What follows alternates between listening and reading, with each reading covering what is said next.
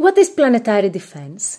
It's a technique to deflect asteroids to protect the Earth in case of a possible collision. Asteroids are rocks of different sizes in orbit around the Sun. A collision with the Earth would have catastrophic results. This was believed to be the reason for the extinction of the dinosaurs, for example.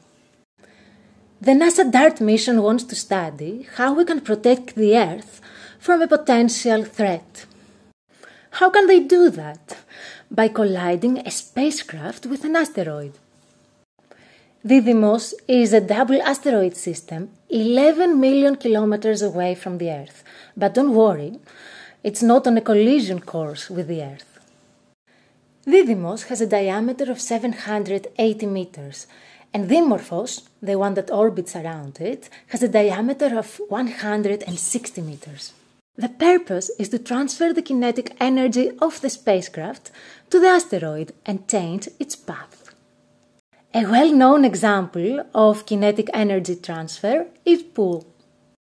When the white ball hits the colored ball, it transfers its momentum and kinetic energy and it makes it move. Or when a Formula 1 car collides with another, it changes its path and they both go off track. What will DART do?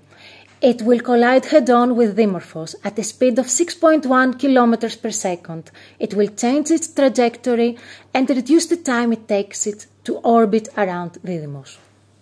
The DART mission is a member of the International IDA and it's the first planetary defense mission. It's a test. What are we going to learn? We're going to learn about the composition of Dimorphos and something else. We're going to learn what it takes to deflect an asteroid so we can protect our home, the Earth.